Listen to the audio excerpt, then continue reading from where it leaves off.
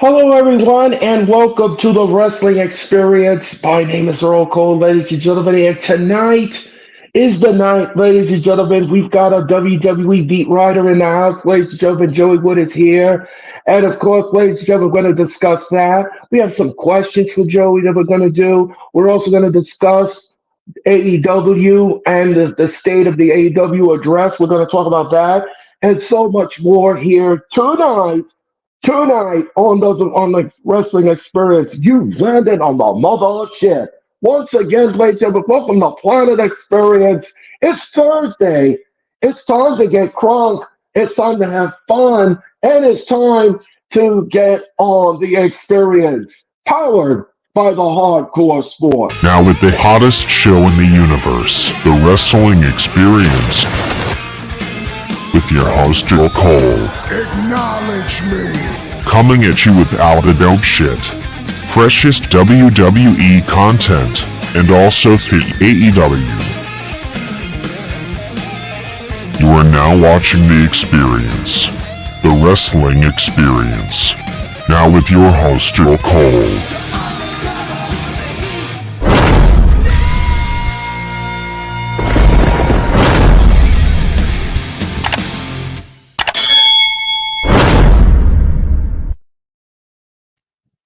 Hello, everyone, and welcome back to the Wrestling Experience. But I'm not here alone, ladies and gentlemen. Oh no, ladies and gentlemen, please help me welcome my co-host for the show. She's back, ladies and gentlemen. Ladies and gentlemen, she's Wisconsin's own, ladies and gentlemen. She's got a friend named Denti who's her bestie, ladies and gentlemen. And of course, ladies and gentlemen, she's here with me every Monday, every Wednesday, and of course, we do Collision. Ladies and gentlemen, please help me welcome the one and only Sarah to the screen. Hi, Earl. How are you? I'm doing well, Sarah. How are you tonight? I'm good. I'm good. Excellent. And ladies and gentlemen, please help me welcome our special guest. He is as a sport beat writer, WWE beat writer, ladies and gentlemen. He was supposed to be here a couple of weeks ago, ladies, and he had to change the plans, but he's here in the house. Ladies and gentlemen, please help me welcome Joey. Let's just great. Hey, thanks for having me tonight, guys. Thank you very much, Joey, and welcome to the Wrestling Experience. Thank you for having me. I'm excited to sit down and talk with you guys tonight. And anytime I can get a new perspective on wrestling from two people I haven't talked with about it, I'm excited to do that. Oh, great, fantastic. So Joey, let me just explain, ladies and gentlemen. We're about to interview Joey. We have a couple of questions for him, and then I'm going to ask the first question, and then Sarah's going to take over, and she's going to ask her question. So the first question, Joey, is how did you get involved in the edge of sports, and how did you become a beat writer? So Edge of Philly Sports, they've been doing this for a while now. Never really wrestling. They're more a 444 Philly sports group. So they cover Phillies, Flyers, Sixers, Eagles, all the four big groups in the city. I got asked one day because I was commenting on a post a lot of on a different group. It was called Devereaux Sports. I was just commenting a lot on the show, and they're like, "Why don't you come on the show with us and like talk wrestling with us?" I was like, "All right, sure." Started to do that. Like I would do it like 1 week here, and then I'd be off for 2 weeks, and I'd do 1 week here. It got to the point where they were like, "Be a regular. Come on this show regularly. Like let's build this up." So I started doing that, and we started to do really good. We started to get some good numbers going. And one of our hosts was also on Edge of Philly Sports already. Talked to the guy who runs Edge of Philly and was like, "Listen, we got a good thing going here. We run weekly. We're consistent. Can we get this maybe on Edge of Philly?" And I was like, "Let's get it." Philly is going to be the epicenter of wrestling with WrestleMania. This was like a year ago. But let's get it on there. Let's get wrestling rolling on your page so people know, like, listen, we're a wrestling group also. So it just so happened we moved the show over to Edge of Philly. We've been going good. We're getting some good numbers. So I reached out to the guy like last May and was like, "Hey, I see you have a website. You have no wrestling. Wrestling in less than a year is going to be the epicenter of Philly again. Let me write wrestling articles." I started writing articles. I guess people started to like them because I initially was approved by Impact first to cover Impact shows. Wow. and then it was New Japan, and then AEW. And then I was like, you know what? I might have something here. If these companies are approving me, let me shoot my shot. Let me shoot my shot and go for the big dog, WWE. So I initially requested them for last SummerSlam and was denied. Then I did it again. I was like, let me just try again. I did it for Royal Rumble in Tampa and got approved. And I was like, whoa, like less than a year of beat reporting and I got approved for Royal Rumble. So I was like, all right, I'm going to Tampa. So I went to Tampa. I was sitting on the floor, got to go to Royal Rumble and stuff. And then I was like, you know what? Let's try again. So I tried for WrestleMania, and I got approved for WrestleMania. So I got to go to WrestleMania. I got to interview some of the wrestlers. I got to interview Mysterio. I got to interview Tommaso Ciampa. Got to interview Natty. Wow. I was actually next to interview LA Knight. And then the infamous, I'm not sure if you guys saw it, the LA Knight and AJ Styles fight that happened on the press. Yeah. So I was literally next in line to get LA Knight. And then I'm talking to the guy behind. I was actually talking to Sean Ross Sapp. Me and him were talking, and then all we hear is like commotion and yelling. And you turn around and look, and AJ Styles and LA Knight are on top of each other fighting. So I gotta whip on my phone real fast and start recording. So I'm actually at that press conference, crawling on if there's a video, you might be able to find it. I'm crawling on the floor underneath people's legs, so I can be right there and front and center to record the fist fight. But I'm like, this is wild, you know what I mean? Like, if this is my only shot to cover a WrestleMania event, I'm making the most of it, you know what I mean? So, but yeah, so I've only been doing it since May, but I've got to do all the big companies so far. So if this is as good as it gets, I had my moment. You know what I mean? Yeah, That's no, amazing. Oh my that's amazing. It sounds like one of those. Sounds like one of those school kid fights, like after school. You stole my lunch, and I'm gonna fix you behind. Anyway, that's what it felt like. You know what I mean? 'Cause, like, you know, they were told to do it. You know what I mean? Like, but they still try to blur the lines of being real. So we're all sitting there like, someone hit somebody. So you know what I mean? Like, we're all like, all right, guys, let's go, break it up. Like, not really sure if this is a shoot or if it's a work. You know what I mean? But it was pretty cool. It was pretty cool. Yeah, it was definitely an eye opener this past April. Be able to sit in the press box with some of the names that I've been following in the wrestling media for years. Like seeing them there and like almost like not I'm on their level, but like I was kind of on their level at that point. We're in the same spot, reporting the same thing, and like I'm like, holy crap! Like this is a big deal. I was kind of soaking it all in. I'm not gonna lie, I shed a little tears because I was like, you know what I mean? Like you never thought you'd be able to cover WrestleMania. It's like it's still surreal to me.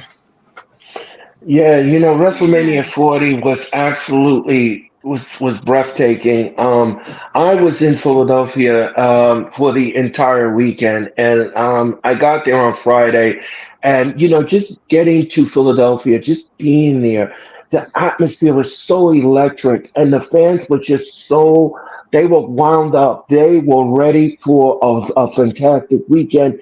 And so was I, despite the weather and everything else. We persevered as fellow Philadelphians and New Yorkers and New Jersey and Wisconsin and Californians and Floridas and every place.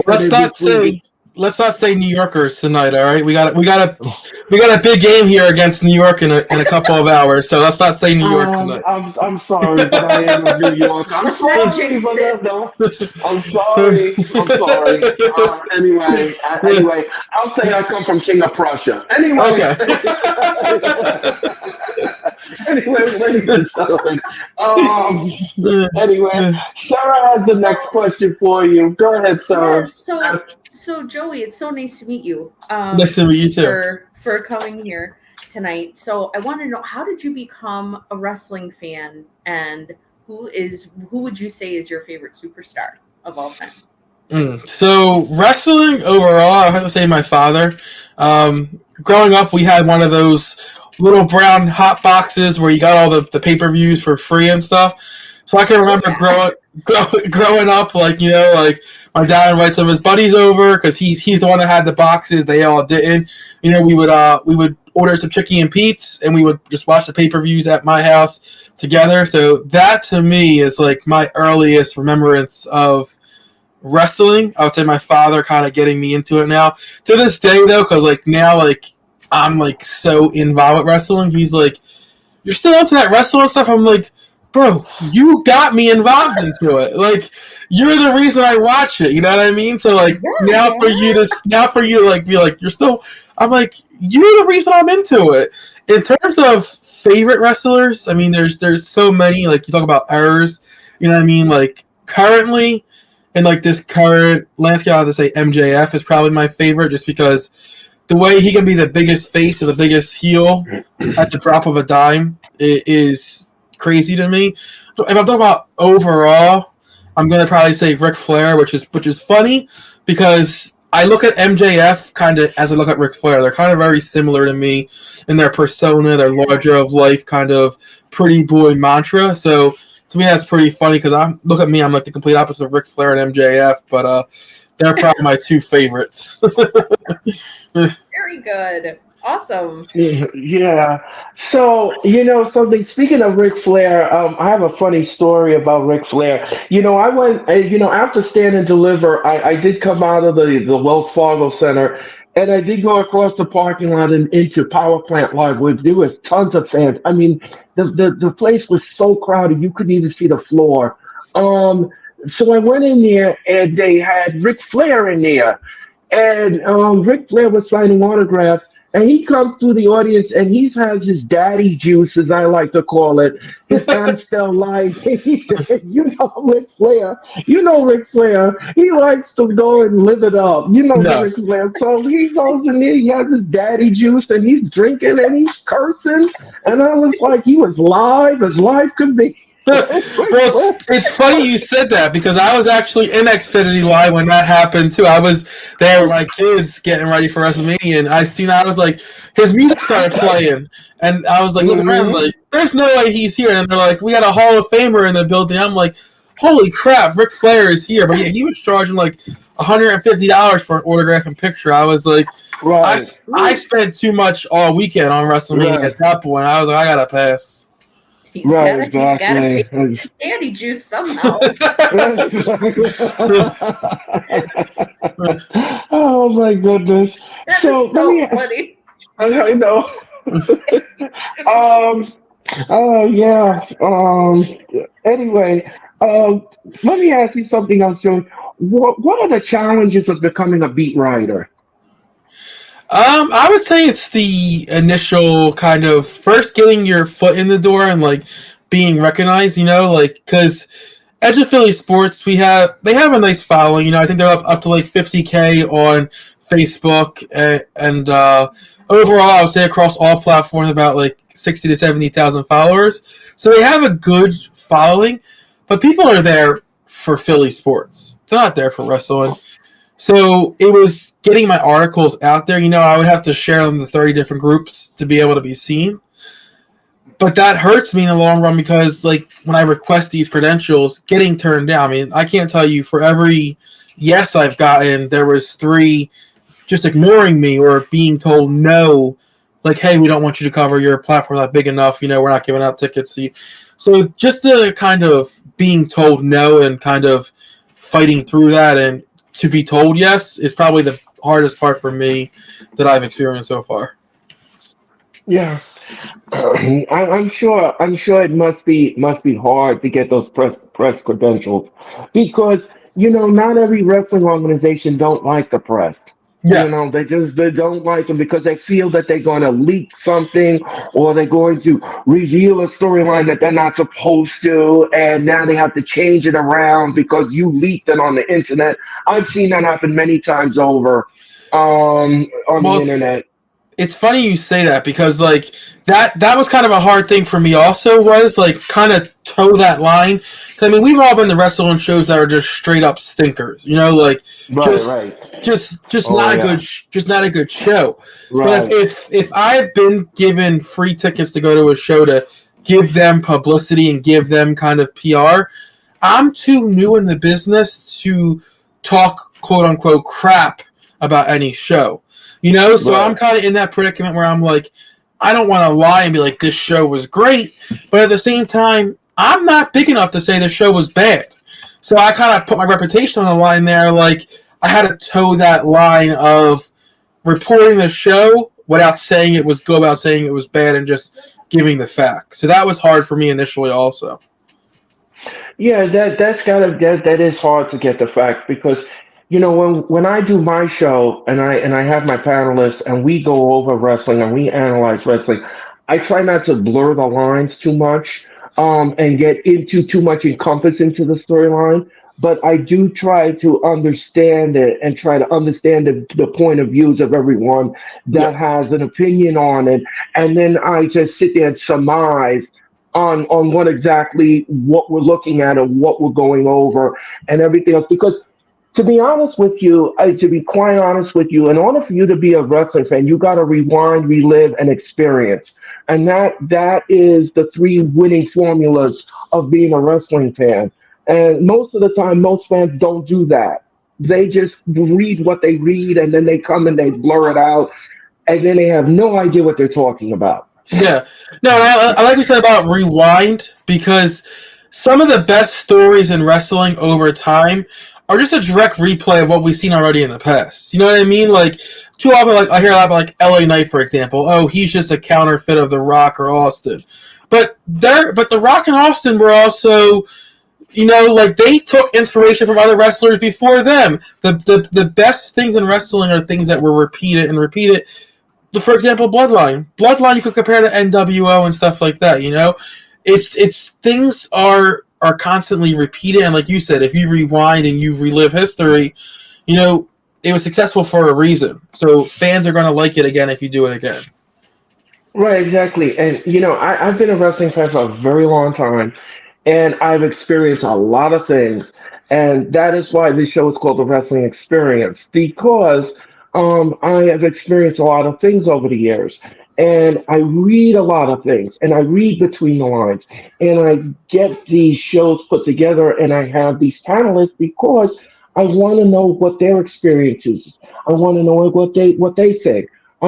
I could have a difference of opinion, but then somebody else comes along and they have a different point of view on something. And then, we may not agree on it, but at least we have a healthy conversation and a healthy debate about it. And then maybe in the end, we can get to that middle of the road. Yeah. Yeah, no, Um, I definitely agree with you there. I think every person, for example, I know I'll probably talk about AEW, but like the Tony Khan story is currently going on. I've seen 4 different opinions on whether they liked it, loved it, hated it, or they're impartial to it. And everyone in wrestling should have their own opinion and feel their own type of way about a storyline. No one should have to fall in line with everyone else. That's why I love wrestling. right. So let me ask you another question, Joy. What other sport besides WWE do you cover? So right now, nothing. I'm getting into MMA and UFC. I did my first story for Edge of Philly for UFC 300.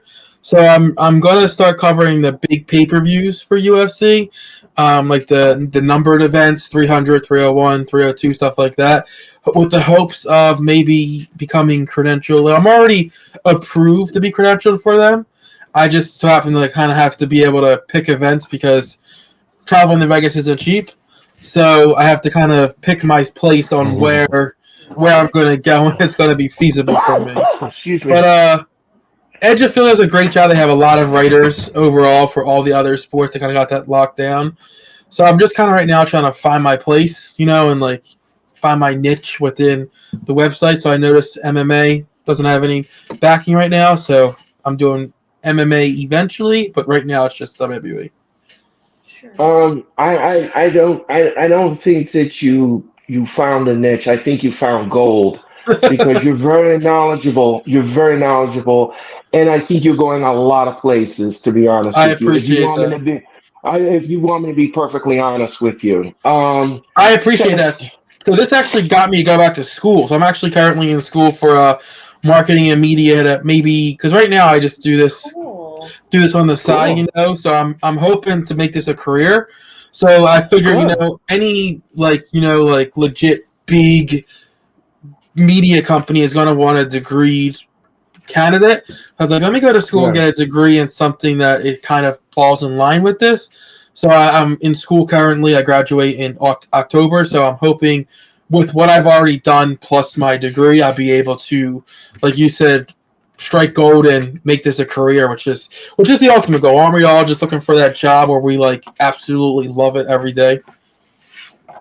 Yeah, that's another thing too. I'm glad that you brought that up. It's imperative that you do what makes you happy. Because a lot of times people do things in their careers and they're not happy with it. And they're miserable in it and they get stuck and then they get all entwined in it and they can't get out of it. Find something that makes you happy. Yep. Like you just said brilliantly. This is a side for me too. I work full time, but I love wrestling. I love talking wrestling. I love my show. I love the people I work with. I love doing this because it makes me happy. Yeah. It's an escape. And that is one thing people need to understand. Wrestling is an escape. It is an escape from the rat race that we live in currently, Lynch of it. It is an escape, and it's a great escape. It's almost like Ricardo Montalban on Fantasy Island. You're Hmm. getting everything. You're getting Yeah. everything you want. You know, you're getting everything. No, So, but you're not kidding. You got action, you got drama, you got yeah, athleticism. You literally have everything you could want. And I hate when people are like, "Oh, but it's fake." But I'm like, I always say, "But you'll pay $20+ to go to the movie theater and watch a movie. That's fake." You know what I mean? Like we're right, we're not sitting here acting like wrestling is like this real as the real, but the athleticism is real. There's a reason why some of the best wrestlers in the world come from other sports. It's because you need to be athletic. It is a sport, even though it's predetermined. What they're doing is still real in the ring. Oh right. yeah. If Oh you want to yeah, ask, that's if you wonder if it's fake at all, go ask JD McDonough when he got punched in the forehead Yeah, with those 3 Super Bowl rings on Monday. right. See yeah. how fake Exactly. that is. Right. So Sarah has the next question for you, Joey. Oh, Sarah, go ahead. so this one is kind of a two-part question, but you already answered part of it with, Okay. so you had mentioned a few of the wrestlers that you've interviewed. Do you have a favorite wrestler that you've interviewed? um, not a wrestler. A wrestling personality. We got the honor to interview Todd Gordon, ECW founder Todd Gordon. Uh-oh. So Wow. that was like a surreal moment because that was like early into my venture in the wrestling. I went on a whim and just reached out to him and like what I mean. What you say is shoot your shot type of thing, and we're just like, hey, can I interview? He was like, you're a Philly guy. I'm looking at your work. It's pretty good. Why not? And so I got to interview him and like some of the stories that he was telling us, like from like the locker room or like the shenanigans outside of wrestling with what the ECW original was like to me was like wow, like it was just like the I made it almost moment, you know what I mean? Like WrestleMania was that moment, but that early into the career getting able to interview Todd Gordon to me was like holy crap because ECW being from Philly is one of those companies that you kind of flock to because it's Philly, but yeah, definitely Right. Todd Gordon. But I mean, there was countless ones. Like we just recently last week did EC3. He was a pretty good interview. He's a great guy. The conception about him out there in the media is, from what I could take away from the interview, is not true. He was actually a cool dude. I'm trying to think of another one that I did that was pretty good. I don't know. I mean, like Akira from MLW, he was pretty cool interview. But yeah, I haven't interviewed anyone yet where I'm like, wow, this dude is a piece of work. You know what I mean? Like he's there. I haven't had that yet. Everyone's been so cool Excuse me. towards us. So fingers crossed it doesn't come to fruition. Right. Awesome. Oh, that's awesome. That is awesome. Something. Let me ask you another question, Joey. When you interview a wrestler and you sit down with a wrestler, how do you come up with like the questions, or what are you being prepped during the interview? Did they tell you what you can say and what you can't say? Like how does that work? So we do our interviews through StreamYard, like you guys use. So before the show starts, we'll ask them like, "Hey, anything that's off limits? Anything don't want us to say." So far, we haven't had anyone tell us, "Don't talk about this," or "This is off limits." So we've been good there in that aspect. So we haven't had anyone say, "Don't do that." In terms of the questions, typically, I'll have, and like my co-hosts and stuff like that, will have maybe like two questions each kind of lined up. And I don't know about them; they have more like pre-written like to ask. But I'll have two questions initially lined up, and then the rest of my questions kind of come from the flow of the interview. Like if we ask them who their favorite wrestler was, and just throwing it out there, like they said Ric Flair, like I said, maybe like I'll swing around a question and be like, "Well, what was your favorite Ric Flair match?" or something like that. I'll let the interview dictate my next question. Kind of happened with me and Tommaso Ciampa during WrestleMania weekend. There was rumors going around that he was spotted in Philly wearing a Jason Kelsey jersey. So that was my initial first question. Being Edge of Philly, we cover all things Philly sports. I was like, let me ask him about the Eagle shirt because the people of my website will love that. So we kind of asked them that, and that kind of spiraled into talking about football. That wasn't the initial topic I was going to ask him, but the interview was going so good that I kind of let it go to that point. But yeah, I definitely think it's more of I adapt on the fly with the interview. Okay, that's pretty good. Here's the next question I have for you, Joey. What do you think of the WWE product right now, and what do you think can be improved? So if you asked me this a month ago, I would say it's red hot. It's absolutely on fire and doing incredible. I Hmm. do feel like WrestleMania was so red hot that the only way from there was down, and we're seeing that now. You can't top that show and what it was, and I didn't expect them to top it. I expected it just a little bit more than what we're currently getting. Like nothing for nothing, but the draft I felt was very lackluster. I don't think many names truly switched sides. Which if you're not Right. going to make big changes, don't do the draft just for the sake of doing a draft. Like so to me that didn't make sense. And also, I just feel like there's not enough wrestling on the wrestling show. For example, this past Friday on SmackDown, there was 20 minutes of total wrestling on a 2-hour wrestling show.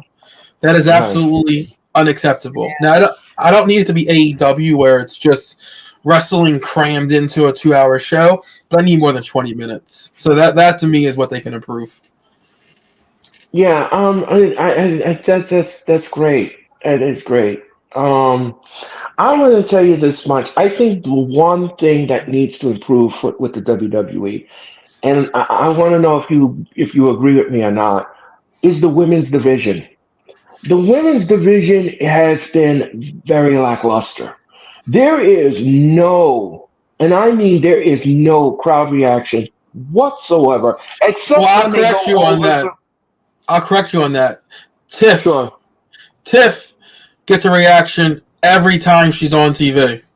Yeah, Every time. yeah, yeah, Every time. They dropped the ball there, Earl. They dropped the ball there big time. With yeah, that reaction she got in the chamber, not even having her on WrestleMania was like, what? Like this chick, yeah. Rhea Ripley, was in her home country, and they were popping more for Tiffy than they were for Rhea Ripley, and Right, she wasn't even on the card. Like to me, right, that's. But I definitely agree with you with the women's division, and I think it is. There's no new stars. Who in that division right now can you say of the younger women who can truly take the ball and run with it? Maybe Tiff, right. but that's about it. It's the same old, same old. It's the same Becky, same Bianca, the same Charlotte when she comes back. It's the same 4 or 5 people that are pushed to the top that I think people are tired of it. I think people are over seeing the same faces up top. Look at Becky when she won the belt. They called her Becky Hogan. Like You know what I mean? Like, people are tired of the same old, same old. Choice. She was the best choice. And, I don't know if either one of you like Liv, and I'm sorry if you do. I don't see the fixation with her. I don't see it. Me either. No, I'm not a fan of. I'm not really a fan of hers. Especially when she won the briefcase when she won the briefcase. Excuse me, when she won the briefcase. Um, she didn't get over with the fans. But Mm. the problem that I have with the women's division is that every night on Raw. If you look on Raw, every city that they go into, there is it's dead. The crowd is dead. The crowd is absolutely dead. And then when you give us 3 minute matches, Mm. how are we supposed to invest? How are we supposed to invest in the women's division, man? If you keep putting on 3 minute matches, that is not how you treat the women's division. You should be not doing that. Back in the days when we were growing up on wrestling, the women's division used to be hot. They used to have the women come out. The people were crowding around. They wanted to see what these women could do, all this athleticism. But then all of a sudden now, it's just like, okay, 1, 2, 3, roll up, 1, 2, 3, this, 1, 2, 3, get this out of the way. Let's go. Let's put her through the curve. And these women are trying to put on banger matches, but they only give them 3 minutes to do it in. And the audience is just like crickets, and everyone is like texting somebody or they're on the phone. I've seen people walk out of the arena, they're Hmm. leaving their seat, they're going in somewhere else, they're gonna get a snack. I mean, this is not how I envision the women's division. Yeah. See, I have a counter to that, though. I do think it is fans' perception also, because I do feel like maybe, and I don't want to say sexist, but I do feel a little bit that it is. Just because, like, I went to a Ring of Honor show it was in Trenton. I think it was Death Before Dishonor. I'm not exactly sure the exact pay per view it was. The main event was Willow versus Athena, which, if you know these two women, is going to Right. be an absolute incredible match. And fans were leaving. Fans left before the match started. The arena was probably half full for a main event of a pay-per-view between two of the best women in the entire world. Forget companies, two of the best women. And I'm looking at it, I'm like, these dudes are like, I hate to say it, but a little bit sexist. They didn't even give them a shot. And I'll tell you what, it ended up being one of my favorite matches of last year. It was absolutely incredible. It was one of the few matches where, like, I was genuinely on my feet cheering near falls. I don't normally do that at a wrestling match.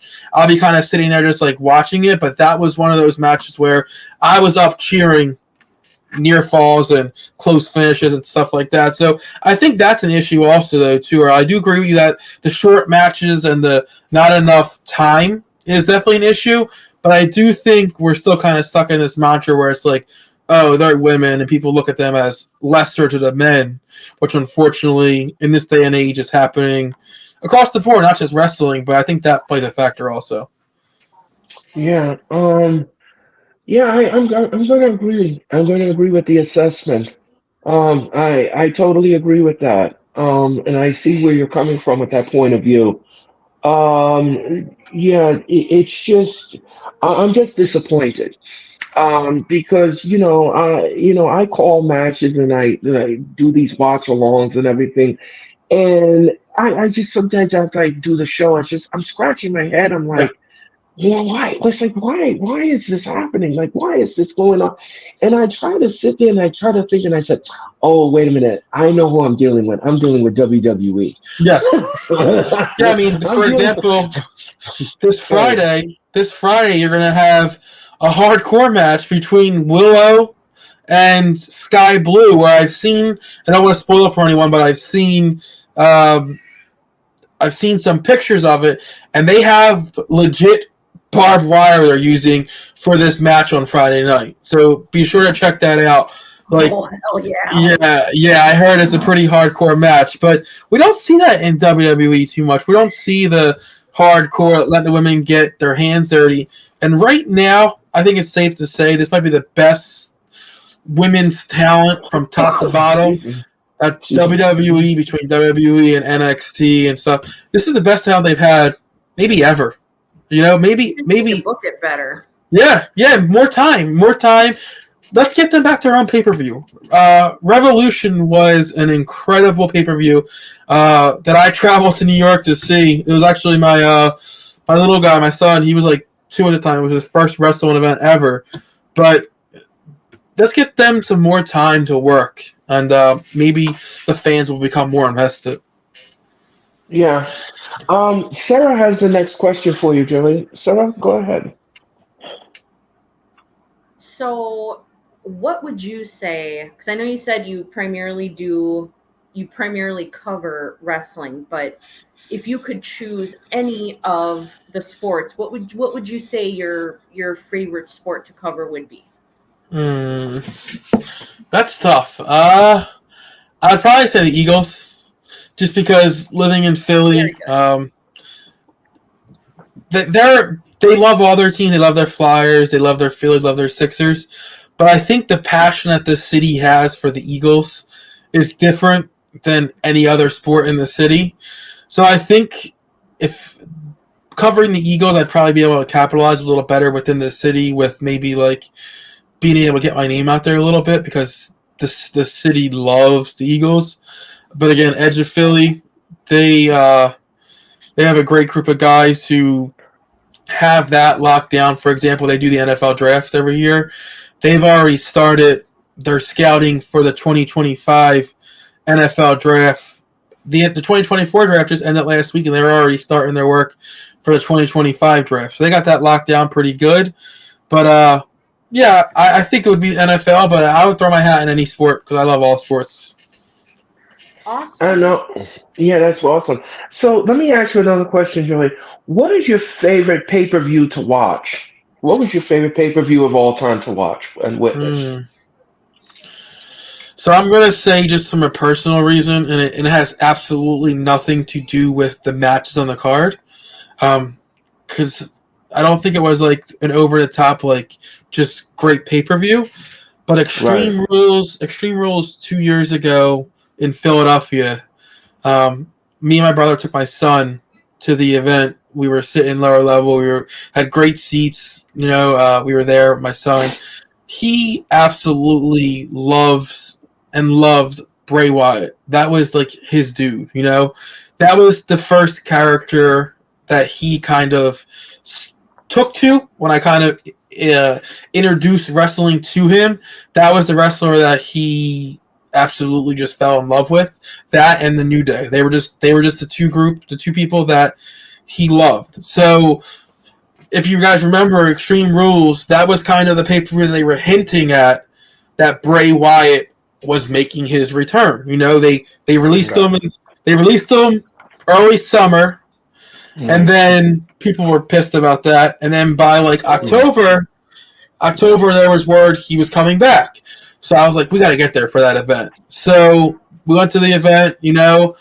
Pay-per-view's getting ready to get over. The main event is Seth Rollins versus Matt Riddle in that weird cage match they had, where they had Daniel Cormier as the ref and stuff like that. Yeah, the fight pit. That's exactly it. Yeah. And so the event's getting ready to end, and everyone's like, my son is just absolutely heartbroken because there's no Bray. He's dressed head to toe as the Fiend for this event.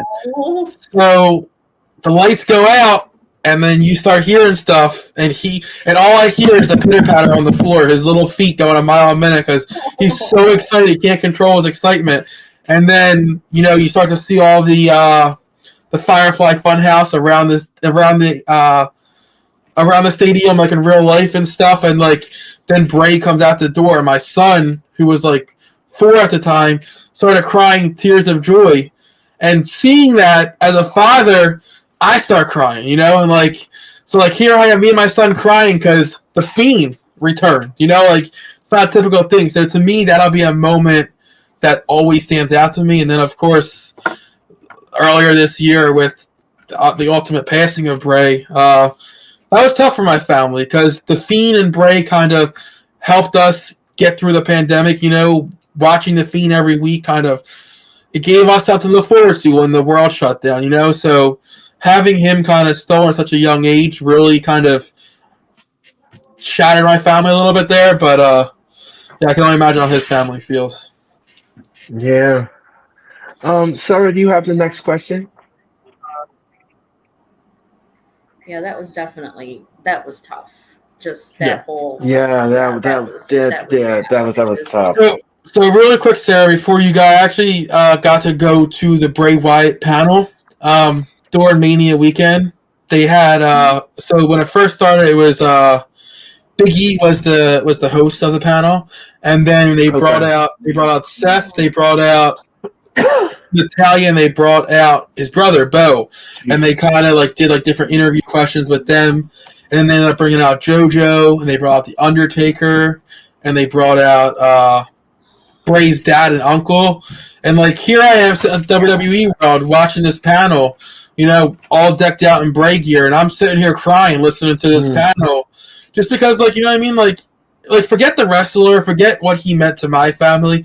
This was a 36-year-old man with 4 kids who lost his life to something so crazy as complications of COVID. Right. To me, it's just like, and like hearing his mom say during the interview, if he just would have wore the vest, to me, it's like, what I mean? Like, this man should still be living here, spending time with his family, forget wrestling, like, his kids deserve to grow up with a father, and they don't now, so to me, that hurt as a father. Yeah. I had a hard time watching his father and uncle accept their Hall of Fame award. That was tough because you could tell they were both very upset. Yeah, well, Uncle Howie was just like his uncle, which I didn't even realize. Right. Yeah. I didn't even realize that was inspired by him, which is pretty cool.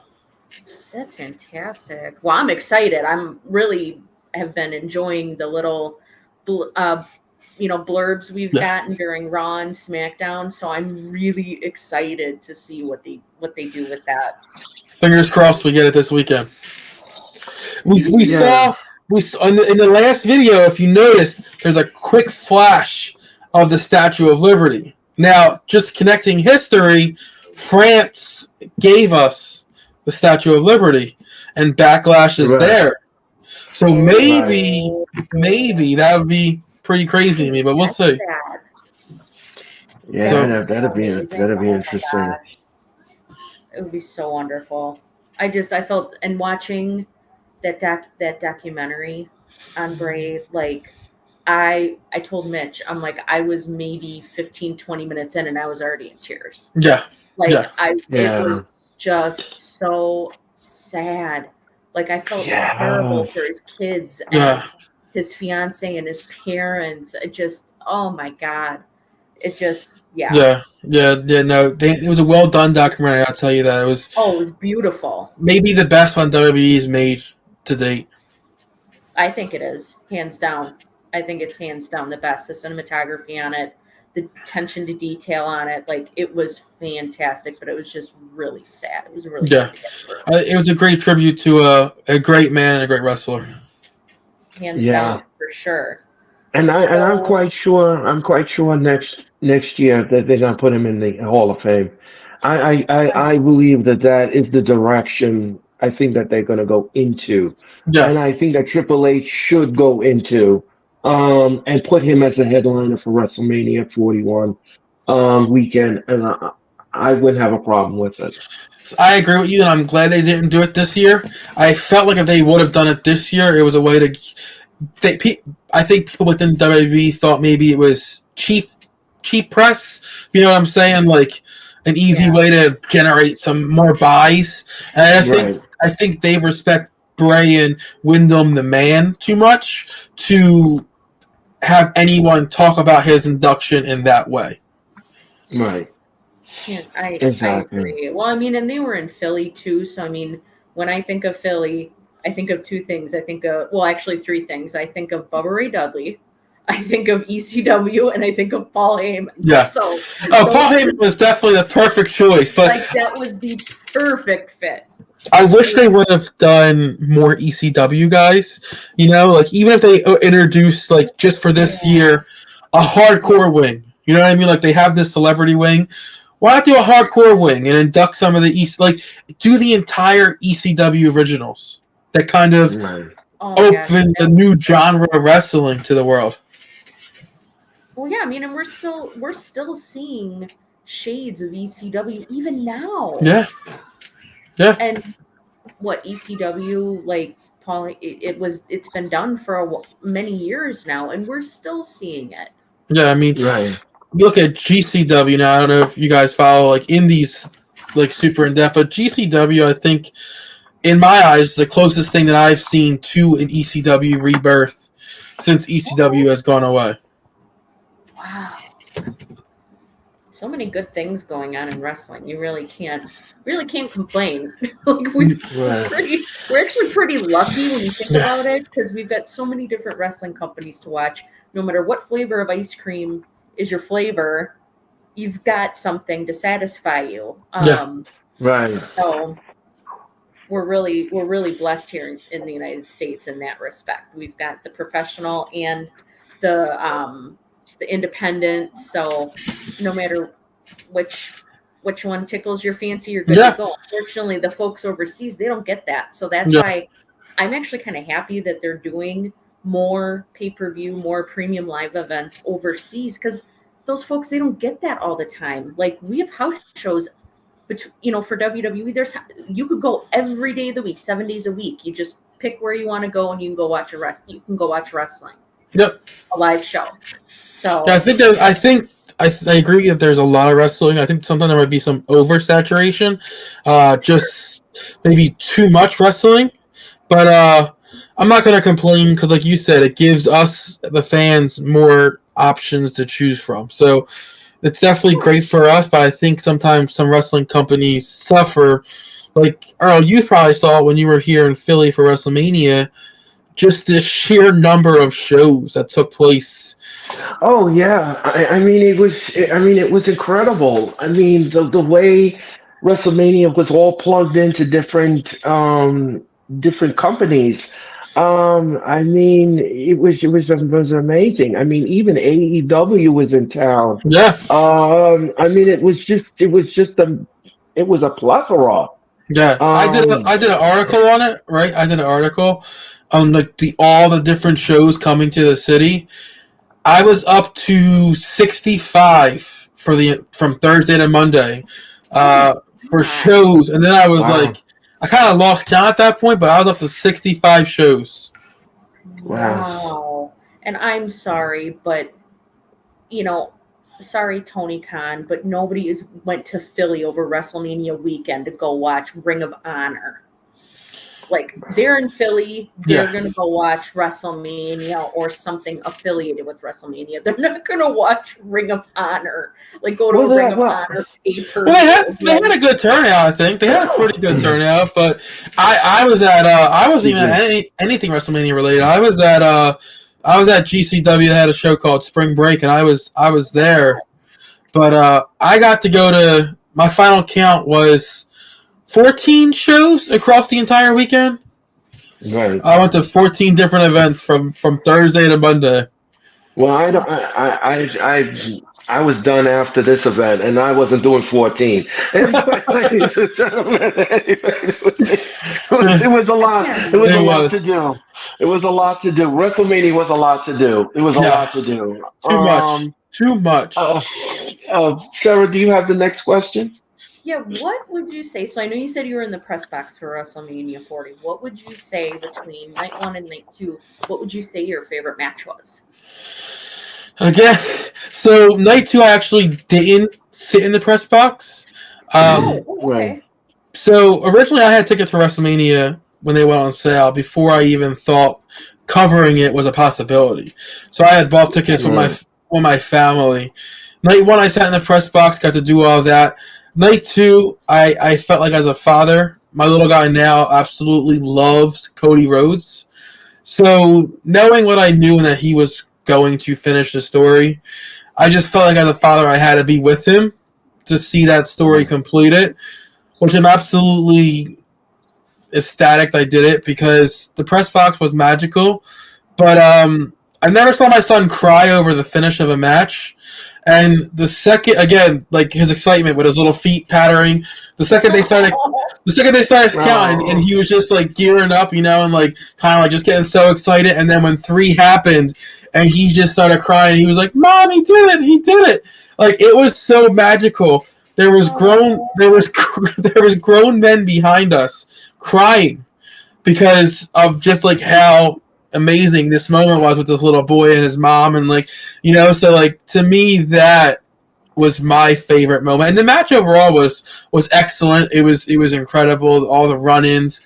I do wish WWE would have splurged a little more and got Stone Cold. I mean, Undertaker was great.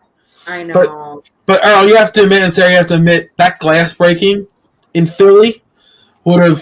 Oh yeah, well, yeah. I said this leading up to that. I said if Stone Cold comes out, I said people are going to lose their minds. I thought it was a foregone conclusion. So did I. I thought he was going to be there. It made sense. Yeah, so leading up to that event, like it was probably like 4 o'clock-ish. I'm on the bus because I went to Chickies, and then we drove from Chickies on the Chickies bus over to the stadium. So I'm on the bus and I'm scrolling through Twitter, and I see a tweet by Triple H, and the tweet said, "After this main event tonight, nothing will ever be the same." And I'm looking at the time. He put that tweet up at 3:16.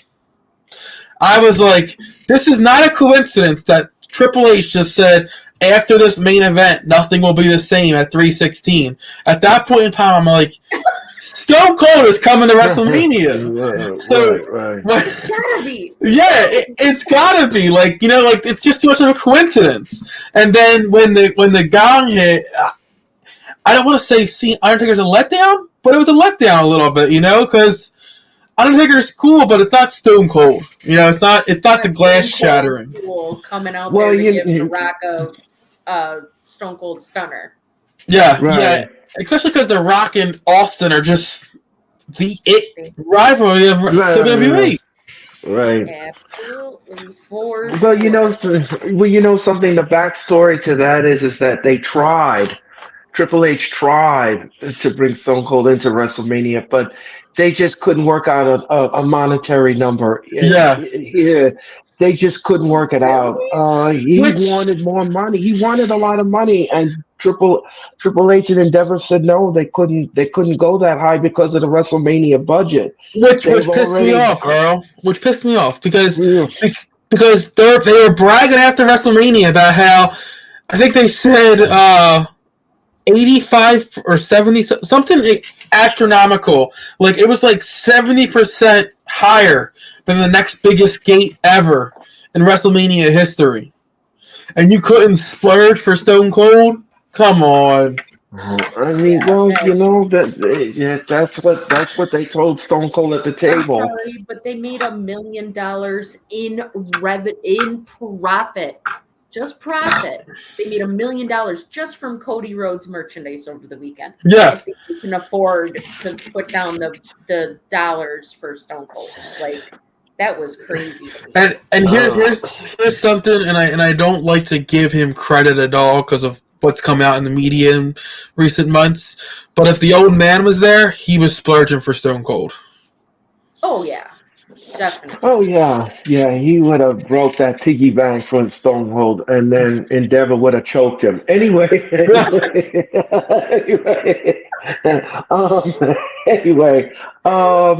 yeah. So let me ask you the next question, Joey. What was your experience like covering WrestleMania as a beat writer? It was a whirlwind. To put it simply, it was a whirlwind. Just because, like, my first WrestleMania covering it as a beat writer, being in my city, I felt a little added pressure to kind of show out for the city, if that makes sense. Like, for example, the Jason Kelsey spot when him and Lane Johnson helped Ray win during that match. Everyone in the press box was like, who's that? And I'm in the press box as an Eagles fan geeking out like, oh my God, that's Jason Kelsey and Lane Johnson. Like, I knew it from the second they jumped the barricade, being a lifelong Eagles fan, that was Jason Kelsey and Lane Johnson before the mask even came off. Like, I'm sitting next to dudes that are like from Fox Sports Mexico who have no idea what American football even is, and I'm like, he thumped me and he goes, "Who's that?" I was like, Lane Johnson and Jason Kelsey, American football. And they're like, "Oh, American football, okay." And I'm like, so I'm just in the press box, like, geeking out, you know? But I would say, just overall, it's like, it was eye-opening to see, like, because, again, when we do these shows and, you know, like, we're fans who love wrestling. To see wrestling from the business aspect of being there and beat writing, you know, and, like, seeing the PR teams and seeing, like, how this giant media conglomerate works, to me was like, holy crap. Like, WWE is such a big entity that it's so much more than just what we see on TV. So to me, it was like eye-opening, but it also lit a fire for me. It lit a fire to work even harder this year to make sure that I'm back there next year. So to me, that's what it did for me most. It was make me want to work even harder now going forward.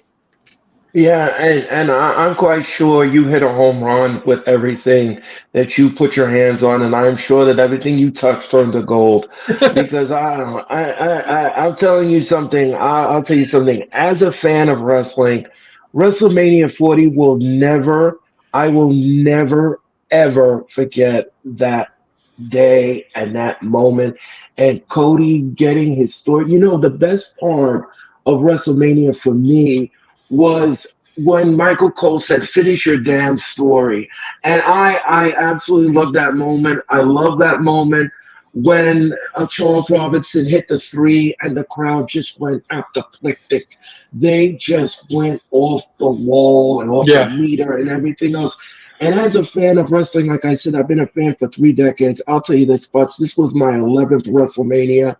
And I'll tell you something. The city of brotherly love, did they show up and show out? And they were very hospitable to anybody who was on the outside. Even if you didn't even live in Philly, you were welcomed with open arms. And the people in that sports complex, I tip the hat to them, because those people, from security to the ticket tape people to everyone that worked behind the scenes to get this event put together, they did a yeoman's work, and it was a lot of work. It was a lot of folks. It was a lot of people, and it was a lot to do. It was a lot to see, and it was a lot to do. And I enjoyed it all. Well, real quick though, 'cause I don't want your viewers to think like the link is just welcoming place. If it's a football game and you show up to the link and you're not from the city of Philadelphia and you're not supporting the Birds, it's not gonna be as a fun time as Earl's describing in the city of Philadelphia for an Eagles game. So just to keep an eye out, like if you show up to an Eagles game with like a Cowboys jersey on, it's not gonna be as hospitable as it would for a WrestleMania. I'll tell you that. Right. But I don't think the city can take all the credit, Earl. The numbers that came out said 85% of all attendance in the WrestleMania was from outside the city, which is wild. That's crazy to me to think. Yeah, and I'll tell you this much. I was telling this to Sarah the other time when we were doing the stream together. I met 11 people from Wisconsin. And they were. I don't think I've ever met someone from Wisconsin, Earl. Oh, they were. Oh, are you? Yes. Oh, well, you're the first person I can genuinely say I've met that's from Wisconsin. So hearing he met 11 people at WrestleMania from Wisconsin is like, that's just my point. Like the reach that WrestleMania brings. Yeah. Yes. I mean, it was great. I met people from Wisconsin. I met people from Miami. I met people from California, Texas. It was absolutely one of the most international WrestleManias I've ever seen in my life. I mean, I've met people from Ireland, England, Egypt. They came from all over. They were all over, and they were so excited. One guy that I spoke to, he came all the way from Egypt. He was his first time coming to America to see wrestling. I mean, he was just absolutely, he was very nice guy. And like I said, meeting those people from Wisconsin, they were just everybody was just darling. Yeah. Everybody, and they were just so excited. They were so excited to be part of history because, like I said, WrestleMania only turned 40 once. Yep. And this was absolutely one of the spectacles that we will never forget. We will talk about this for generations, years to come. WrestleMania. Yep. No, I definitely agree. That main event may go down as one of the greatest matches ever. And you mentioned like Michael Cole in the announcing. That thing that he did, like in between counts when he went finish and then two, he said your and then three and then story, like to me was so well done. And being in the arena, you didn't get that chance to witness that, but watching it Yeah. back, like Yes. it was such a well done production from top to Yes. bottom this year. So kudos to everyone. From the camera work to the night one was a little dark, but night two absolutely killed it. Yeah, and again, and Samantha Irving, she deserves all the props. That I love girl, her. she got so emotional when she called Cody's match. She really was emotional, and she said, afterwards, she says that she was just elated to be in that audience, to be in the part of. She was the first female that they ever had in WWE history to call night one and night two of WrestleMania. So she made history. WrestleMania was history all over the place. It made history all over the place. I mean, look at the one match we had, Earl. We had Jade, Bianca, and Naomi versus Damage Control. Yes. If you Boring just, control, as I call but my them. but my point is, look at the race and nationality of these women in that match. Right, If right. you would have told me that 10 years ago, we would have had a match with three black women versus two Japanese women and Dakota, I would have said you were insane. I would have said no chance in Right. the world that happened at WrestleMania. But that happened this WrestleMania. Like that Yes. doesn't get talked about enough. Just how historic that match is. But yeah, overall, this WrestleMania, they absolutely killed it. They might have killed it too much to the point now where it's going to be hard to top that. The only way to top that is maybe WrestleMania 41, Roman Rock. Roman, I don't know. We'll see where that goes. But yeah, it's going to be hard to top that. Yeah, it is. And just to piggyback on what you said, Joey, um, this WrestleMania brought out the colors of the rainbow of everyone. Because if you looked in the audience, you saw black people, you saw white people, you saw all kinds of people, all kinds of the rainbow legends come out for that WrestleMania, and we were all harmonized Yep. in one stadium, and that is what I love to see. That is what I love to see. People coming for the same common goal and cause.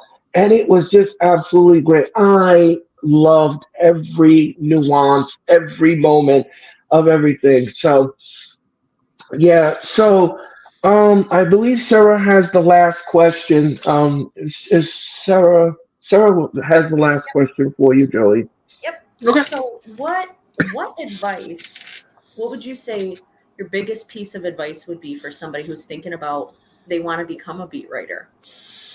I would say don't get discouraged. Some of your stories are going to get little to no views. Some of your stories will do huge, Uh, some shows you'll be told no, and then you'll get approved for WrestleMania, So I just think being told no shouldn't be the end for someone's journey. It should just be the beginning to make them want to work harder so that the next time you ask, that no is a yes. Don't give them a reason to tell you no. So I would just say, any obstacle that was put in your road, pull Cody Rhodes. You know what I mean? Finish your story. Don't let anything stop you in that journey. Kind of like applying for a Uh, job. Yeah, right, exactly. For a right, job right, just right. because somebody doesn't want to interview you or Yeah, I mean, you wouldn't believe how many times you're told no, and if every time you're told no, you're going to stop. Well, then this might not be for you. Because there's going to be 1,000 no's to everyone, yes. And, I mean, I've dealt with it a lot in the little short time I've done this. But look, I just did WrestleMania, you know what I mean? Like, if you work hard enough, you will be seen. Right. Yeah, it's almost like you have to kiss many frogs to get that prince. Yeah, no, for sure. I mean, like they said, Rome wasn't built, in a day, So No, you you got, just keep knocking on that door until somebody opens it up and give you that opportunity. yep, and then you don't give them an opportunity to kick you out that door. You know what I mean? Your Right, hard work keeps you there. right, exactly. Um, Again, ladies and gentlemen, if you are watching and you just come on board, welcome to the Wrestling Experience. My name is Local, ladies and gentlemen. That is Hall of Fame Sarah, and that is Joey Wood from Edge's Philly Sports. Ladies and follow Edge's Philly Sports on Twitter, ladies and gentlemen, and all social media platforms. And of course, I want to give a shout out to Mitch Kofsky. Mitch Kowski set this whole thing up, and Mitch, thank you again for this. This was absolutely brilliant. Joey Wood was absolutely great. He hit it out of the ballpark, I and it appreciate was it. absolutely no problem. It was absolutely great. And don't forget to follow the Hardcore Sports on Twitter, Instagram, and of course, follow them on Facebook. And of course, go on their YouTube channel and make sure that you like my channel. Make sure that you subscribe to my YouTube channel and follow me on Twitter, follow me on Facebook, and I greatly appreciate it. And thank you all for your time and energy. Now, ladies and gentlemen, before we wrap up tonight's show, Sarah's going to pull up the comments and let's see what people are saying on the comment section. Well, and real quick, Sarah, before you pull them up, I'll actually be at Mitch tomorrow. Edge of Philly was nice enough to do a Phillies outing for us, so I'll actually get to meet Mitch for the first time tomorrow at the Phillies game. So that'll be a pretty cool experience. Oh, Yes, that's more so than. cool. Yeah, Mitch told me about that this afternoon. He gave me a ring, and he says, "Yeah, Earl, I'm going to the Phillies game tomorrow. We're in section 400." And I said, "Oh, I said that's fantastic." I said, "Have a good time and enjoy it." And yeah, Mitch is great. Mitch is Yeah. absolutely great. He is great at what he does. He's smooth like jazz, Joey. And you have you have fun with Mitch. You'll have fun with Mitch. We all do here at the Hardcore Sports. He is the founding father of the Hardcore Sports Network, and he is absolutely great. Joey, you need to make sure you ask him how his bestie Orange Cassidy is doing. Okay, I will. And Orange Cassidy, but we tease him about it all the time. Exactly. That's great. I think I got a picture here. Hold on, let me see if I can pull it up. While you're reading the comments, I'm gonna look for this photo to show Mitch tomorrow. Okay. So let's look at the comments and see what everyone is talking about tonight. Got Daniel Berry Sports. How are you, Daniel Berry? Thank you so much for your time and energy. Gregor John, how are you?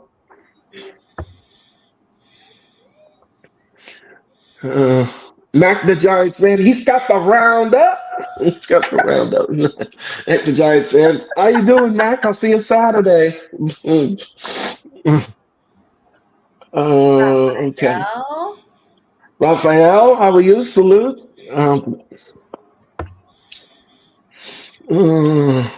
Mitch Kofsky. Mitch Kofsky's in the building. Hi, Mitch.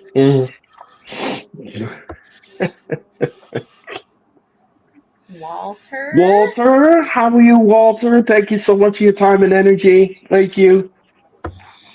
Oh, yep. Mitch says that Edge of Philly Sports has the best NFL draft coverage. Yeah. Okay, great. That's fantastic. I was trying to find a picture of my son. He dressed up as Orange Cassidy for a New Japan event, and it just so happened that we were walking back to our car after the show was over, and here comes Orange Cassidy just walking out of the arena like nonchalantly to his car. My son almost had like a conniption because it was like, "Oh my God, here's Orange Cassidy." So I have it.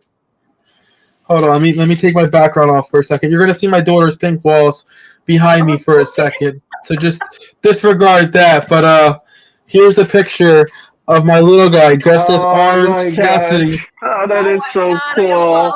With That is Orange so Cassidy. adorable. That is ours. Well, show that to Mitch tomorrow. I'm sure I he'll love will. that. Yeah, I'll be sure to show it to. Mitch is gonna be so jelly of your son. He got to meet his bestie. So, Aww. That was so nice, Nick. I'm glad to be back. no, David, sleep. Thank you, Nick, for your comment. Yes. Yeah, yeah. Yeah.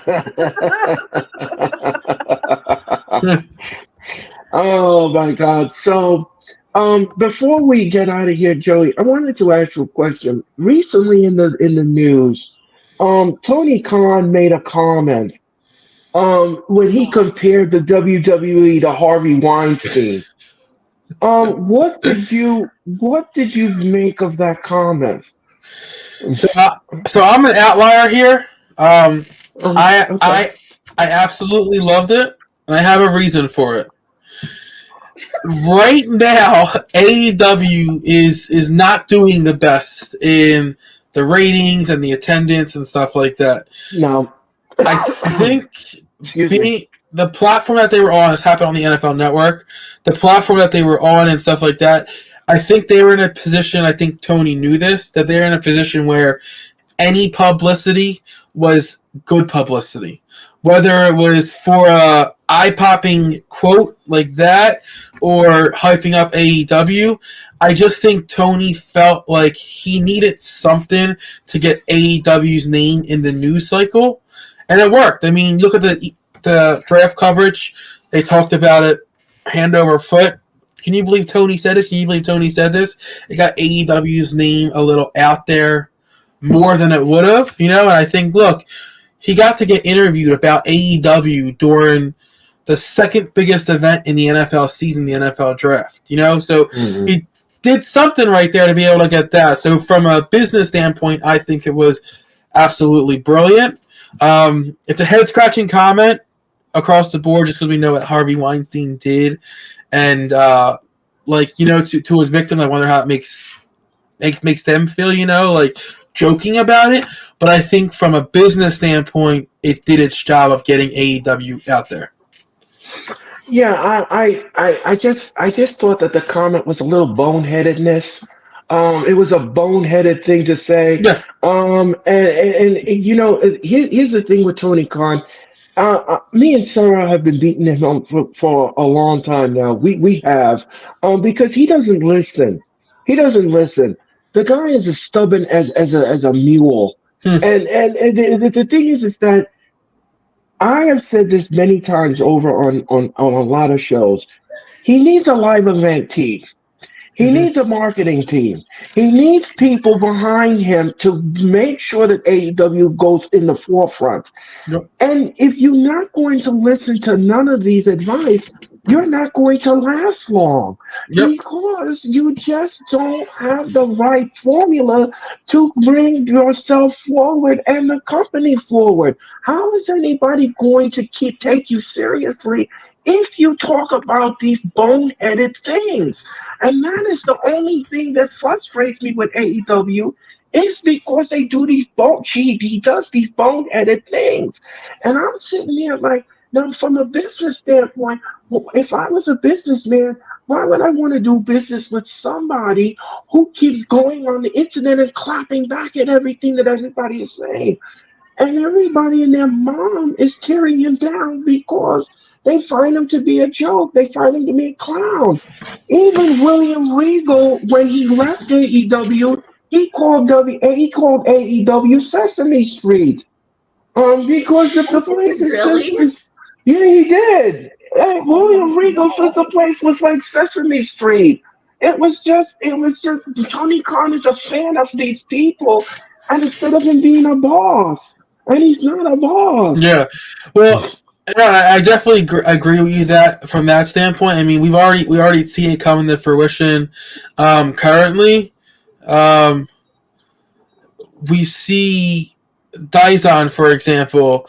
They recently agreed to a deal with AEW to stream AEW on Dyson for international viewership. They just Right. pulled that contract. Dyson, as of this week, pulled that contract from AEW, so they lost that. Yep. So we're seeing it happen. There's a name out there that I would love Tony Khan to bring in the AEW, kind of help run day to day. Scott D'Amore, bring him in. Saying that for Yes. months. Bring him in. Yeah. He helped bring back an absolutely dead company and Impact to what we see it is today. It looks like TNA is going to kind of suffer because they let go of D'Amore. We see their last pay-per-view did only 500 buys, which is Right. horrible. 500 total pay-per-view buys they did, which is horrible. And I think that's a backlash from losing D'Amore, but one man's trash, another man's treasure, I say. Bring him in, Tony. I think he can help big time. Yeah, and I think that's the shot that they need in that arm because he has to know that eventually you're going to have to listen.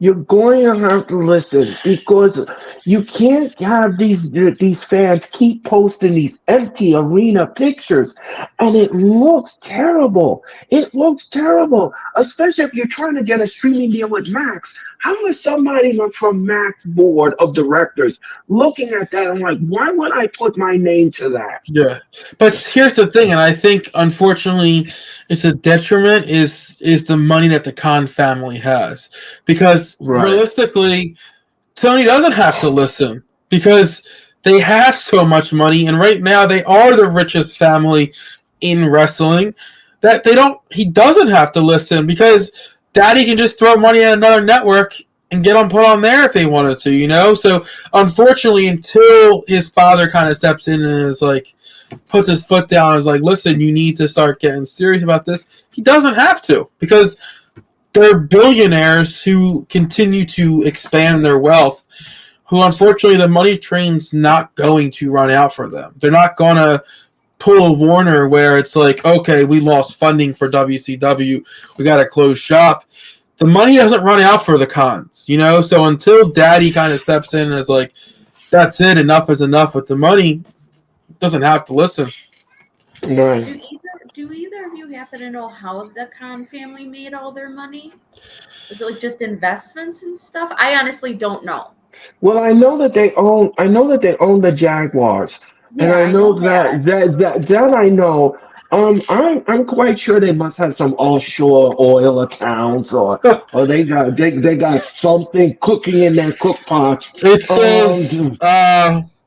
says Khan started to build his fortune when he bought the auto part group Flex and Gate from his former employer in 1980. The company now has, according to Forbes, 69 plants worldwide with more than 26,000 employees. Which that led to him being able to buy the Jaguars in 2012 for $770 million. Wow. Oh my God. So he is the American dream, you know. He bought a company when it was low and bought his way up. Thank you, Nick, for your time. This is a good point too that Nick made. You know, with the media rights deal, you know, there's Tony Khan is still trying to get that, you know, get AEW on a streaming service. Yeah.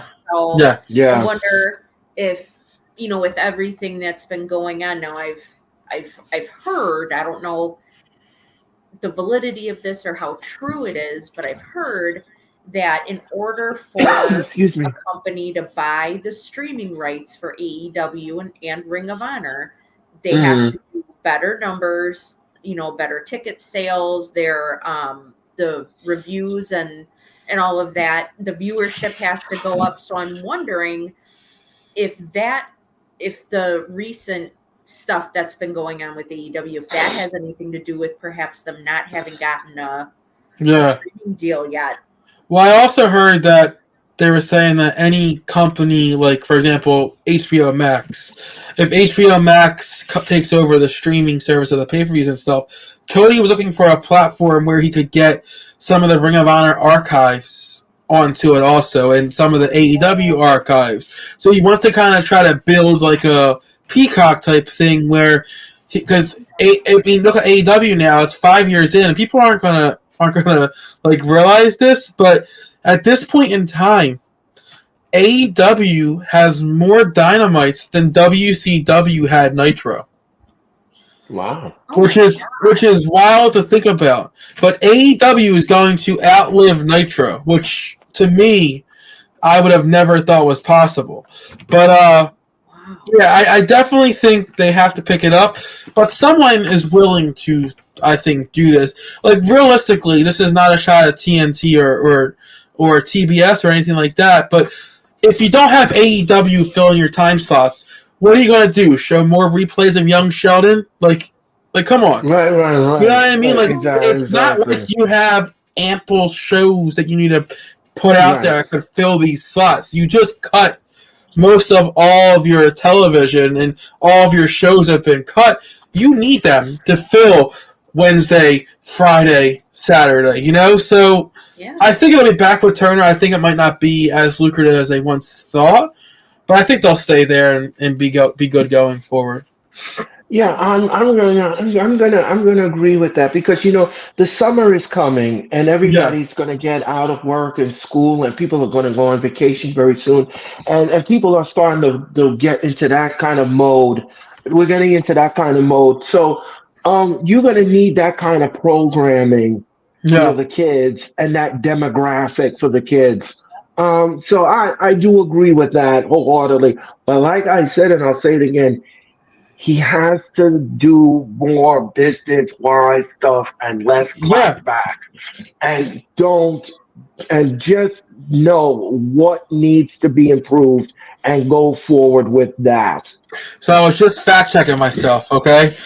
And as of April 26th, it was put out there that by this time next year, so by April 26th of 2025, as long as AEW is still around, they will surpass Nitro for years. So this time next year, AEW will have aired more episodes of Dynamite than WCW did Nitro. So in 1 year, Wow. Wow. they That's will surpass impressive. Nitro, which is crazy to me to think about. Jeez, Wow. that's insane to think about. That's Yeah. impressive. Because you That's think the impressive. Monday Night War was such a pivotal time in wrestling, but it was such a short period in wrestling. We've Excuse me. had so long where WWE was unopposed. You know, I Right. don't know if WrestleMania 40 was as good as it was if AEW wasn't breathing down their throat. You know, I think the competition kind of forced Triple H to step up a little bit. Oh, hands down Yeah. for sure. I don't think there's anything wrong with having competition. What I don't like is just people being so mean and nasty to each other. But here's the thing. Like, I don't think within the wrestling itself, I don't think that's a thing. I think it's the fans. Because I actually had a chance to. definitely, it's That's the what fans. that's what Like, Sarah's driving at. That is what Yeah. Sarah's driving at. yeah, Because I actually asked Natty about that. Because so I was at an indie event during WrestleMania, and she was there. Because Shayna actually fought on the indie show. WWE allowed her to wrestle on an independent wrestling show. So a lot of the wrestlers were like Braun was there, CM Punk was there, Nia was there, Cross was there. They were all there cheering on Shayna at this independent wrestling show. So that was on Thursday night. So Friday morning, I get to interview Natalia, and that's the first thing I'm asking her. Was like, listen, I was at GCW last night. You were there too. Like, what's your feelings on that? And could we see you at an indie show in the future? She goes, I love wrestling. I love TNA. I love WWE. I love AEW. She's like, I don't dislike any company.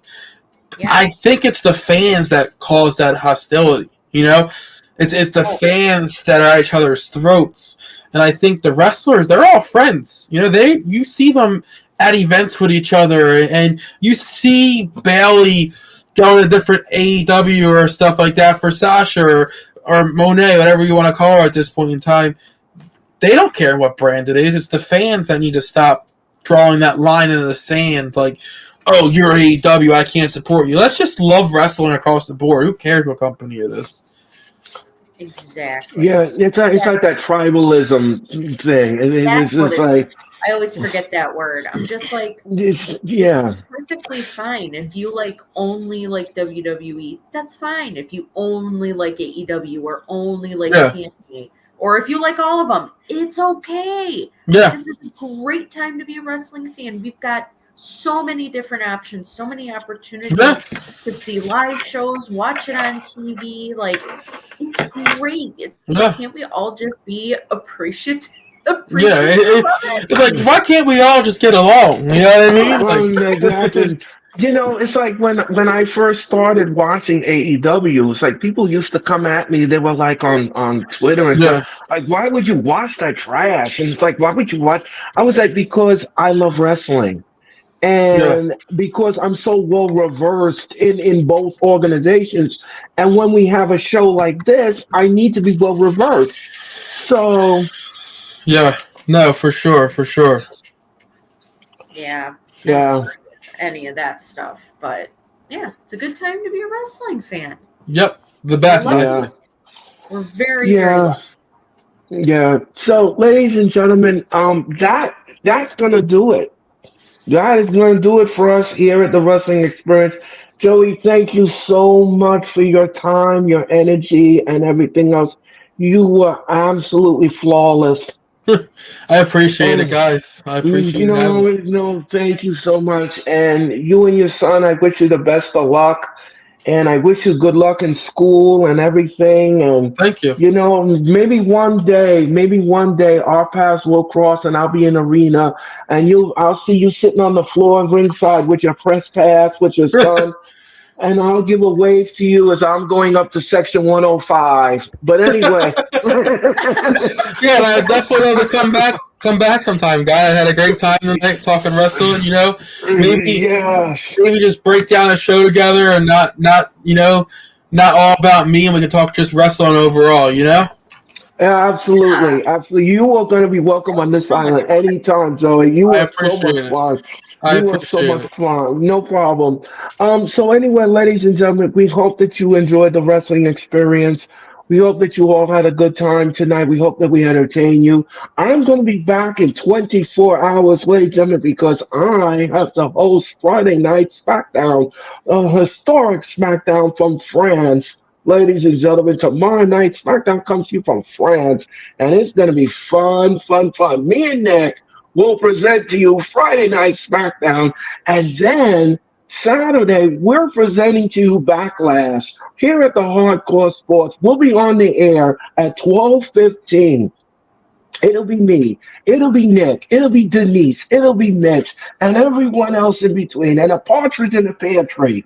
We're all gonna be. We're all gonna bring you backlash. We're all gonna bring you backlash. Potpourri of action. We're getting all that I didn't potpourri in even think action. about that, guys. I totally forgot that because it's in France, it's a different start time. Right, exactly. That's a So, that's such a bummer. I was so excited to sit down Saturday night. I might just have to stay off social media all day and just watch the replay on Peacock later because yes. I can't get into wrestling show at 12 o'clock in the afternoon. I just can't. Yeah, so Hard. it's gonna be hard, but we're all gonna bring it to you on Saturday, ladies and gentlemen. And Sarah, I hope that you feel better, and I hope to Thank see you you. on you welcome, and I hope to see you on Monday night for Raw. Have a great weekend, and to you and your family. And ladies and gentlemen, thank you so much for watching the Wrestling Experience. I'm Earl, ladies and gentlemen, that's Hall of Fame Sarah. That is Joey Wood. Thank you all so much for a great time, and thank you. And I'll see you tomorrow night for Friday Night SmackDown. Now with the hottest show in the universe, the Wrestling Experience, with your host Joe Cole, Acknowledge me. coming at you with all the dope shit, freshest WWE content, and also the AEW. You are now watching The Experience, the Wrestling Experience. Now with your host Joe Cole.